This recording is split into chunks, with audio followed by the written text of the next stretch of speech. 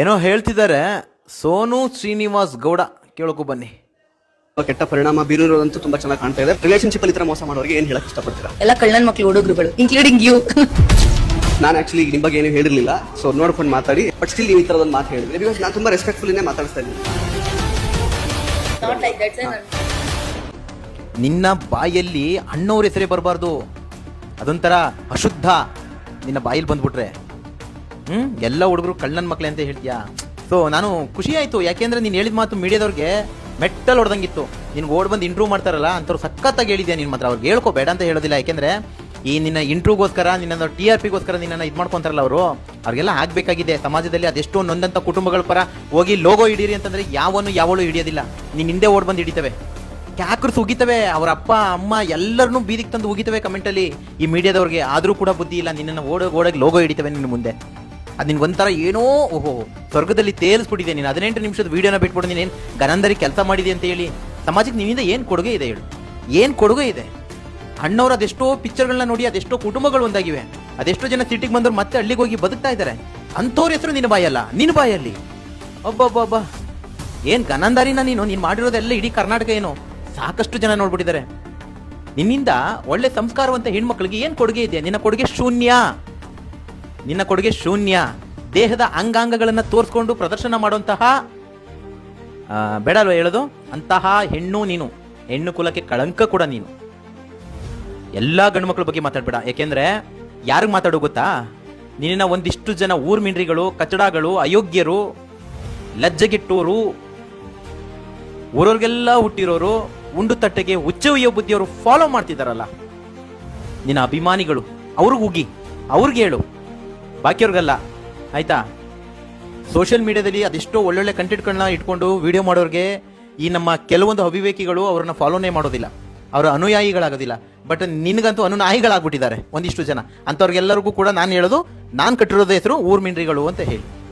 ಯಾಕೆ ವಿಚಾರವನ್ನ ಹೇಳ್ತೀನಿ ಅಂದರೆ, ನಿನ್ನಿಂದ ಸಮಾಜಕ್ಕೆ ಏನು ಕೊಡುಗೆ ಇಲ್ಲಮ್ಮ, ಏನು ಕೊಡುಗೆ ಇಲ್ಲ.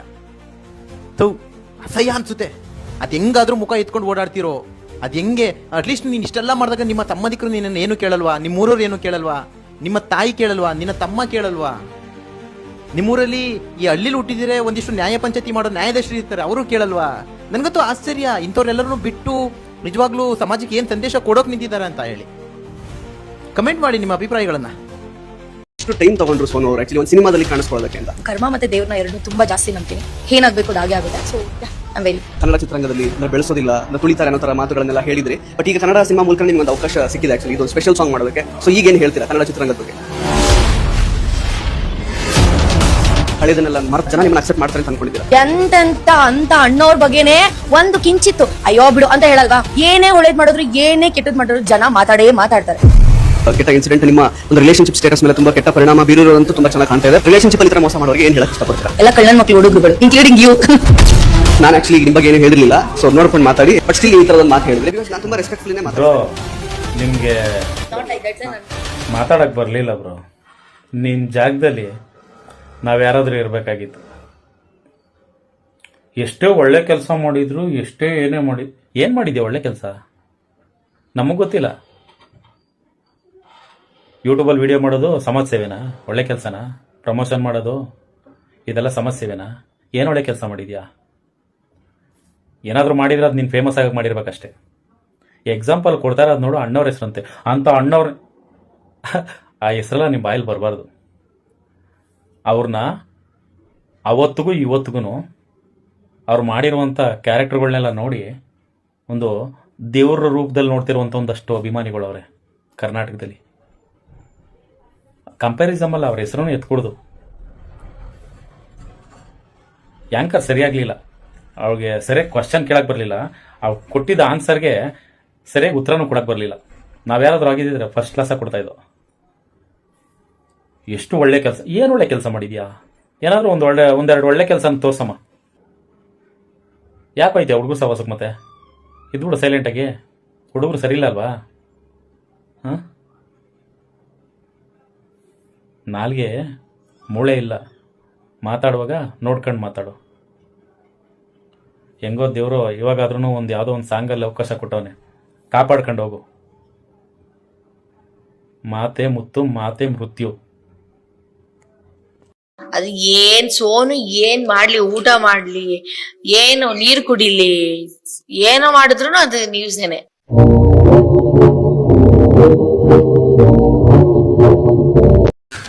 तू समझा? हाँ. नहीं, तू समझा नहीं. ಅದ್ಯಾಕೆ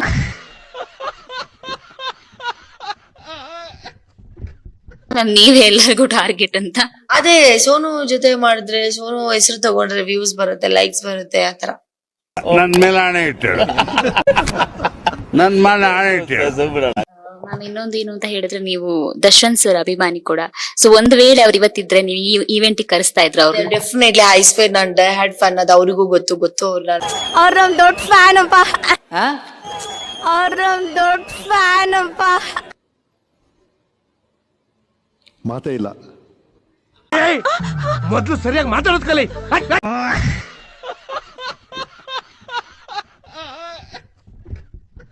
ಅವ್ರ ಬಗ್ಗೆ ಎಷ್ಟು ವಿಡಿಯೋ ಮಾಡಿದೀನಿ ಅಂತ ಸರ್ ಡೆಫಿನೆಟ್ಲಿ ನನ್ಗೆ ಗೊತ್ತಿರ್ತೀನಿ. ನನಗೆ ಯಾವ್ದಾದ್ರು ಕಾಲು ಕೈ ಹಿಡ್ದಾದ್ರೂ ಸರ್ ಪ್ಲೀಸ್ ನನ್ಗೋಸ್ಕರ ಬನ್ನಿ ಸರ್ ಅಂತ ಕರ್ಕೊಂಡ್ ಬರ್ತಿದ್ದೆ. 100% ಕರ್ಕೊಂಡ್ ಬರ್ತಿದ್ದೆ ಮ್ಯಾಮ್. ಹೋಗ್ತೀರಾ? ನನ್ಗೆ ಅಲ್ಲಿಂದ ಕರೆಕ್ಟ್ ಇದ್ರೆ ನಾನು ಕರೆಕ್ಟ್ ಆಗಿರ್ತೀನಿ ಅಷ್ಟೇ. ಅವ್ರದ್ದು ಕೂಡ ಪರಿಸ್ಥಿತಿ ಕೂಡ ಹಾಗೇನೆ. ಸೊ ಅವ್ರ ಕೆಟ್ಟ ಟೈಮಲ್ಲೂ ಕೂಡ ಅವ್ರನ್ನು ಕೂಡ ಹಂಗೆ ಮಾಡ್ತಾ ಇದಾರೆ. ಸೊ ಅದ್ರ ಬಗ್ಗೆ ಏನ್ ಹೇಳ್ತಾರೆ? ಅದೇ ಮ್ಯಾಮ್, ತುಂಬಾ ಜನ ಯೂಸ್ ಮಾಡ್ಕೊಂಡ್ರು, ಬಟ್ ಪಾಪ ಅವ್ರ ಕಷ್ಟ ಅಂದಾಗ ಯಾರು ಸಪೋರ್ಟ್ ಮಾಡ್ತಿಲ್ಲ. It's okay.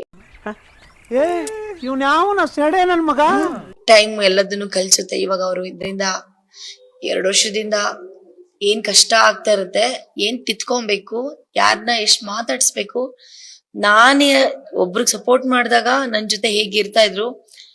ಕೆಲವೊಬ್ರು ಹೇಳ್ತಾರಲ್ಲ, ನನ್ ಮಗ, ನನ್ ಫ್ರೆಂಡು ಹಂಗೆ ಹಿಂಗೆ ಹಿಂಗೆ, ಯಾರು ಬಂದಿಲ್ಲ ಇವಾಗ. ಮಗ, ಅಮ್ಮ ಬಂದಿಲ್ಲ, ಫ್ರೆಂಡ್ ಬಂದಿಲ್ಲ, ತಾತ ಬಂದಿಲ್ಲ, ಯಾರು ಬಂದಿಲ್ಲ. ಫ್ಯಾಮಿಲಿ ಅಣ್ಣ ಸಖತ್ ಆಕ್ಟಿಂಗ್ ಮಾಡ್ತಿದ್ದೆ ಕಣ. ಕಲಾವಿದ ಕಣ. ನಮಸ್ಕಾರ ಕಣ. ನೀನು ಫ್ಯಾಮಿಲಿ ಫ್ರೆಂಡ್ಸ್. ಸೊ ಯಾ, ನೀವೇನಾದ್ರೂ ಮೋಸ ಹೋಗಿದ್ಯಾ ಮ್ಯಾಮ್? ಇಷ್ಟೊಂದು ಎಕ್ಸ್ಪೀರಿಯನ್ಸ್. ತುಂಬಾ ಎಕ್ಸ್ಪೀರಿಯನ್ಸ್ ಎಲ್ಲರಿಗೂ ಆಗಿರುತ್ತೆ ಮ್ಯಾಮ್. ಏನು ದುಡ್ಡಿನ ವಿಷಯದಲ್ಲಾಗಿರ್ಬೋದು, ಹುಡುಗನ ವಿಷಯದಲ್ಲಾಗಿರ್ಬೋದು, ಎಲ್ಲರಿಂದ, ಫ್ಯಾಮಿಲಿಯಿಂದನೂ ಮೋಸ ಆಗಿದೆ, ಹುಡುಗನಿಂದ ಮೋಸ ಆಗಿದೆ, ಎಲ್ಲರಿಂದನೂ ಮೋಸ. ಏನಿರಲ್ಲ. ನಾನು ಅದನ್ನೇ ಹೇಳ್ತಿರೋದು. ನಿಂಗೆ ಇಷ್ಟನಾ ಕಟ್ಟಿಸ್ಕೊಳಕ್ಕೆ ಇಷ್ಟನಾ? Arun, are you there? ನೀವೇನಾದ್ರೂ ಮೋಸ ಹೋಗಿದ್ಯಾ ಮ್ಯಾಮ್? ಇಷ್ಟೊಂದು ಎಕ್ಸ್ಪೀರಿಯನ್ಸ್. ತುಂಬಾ.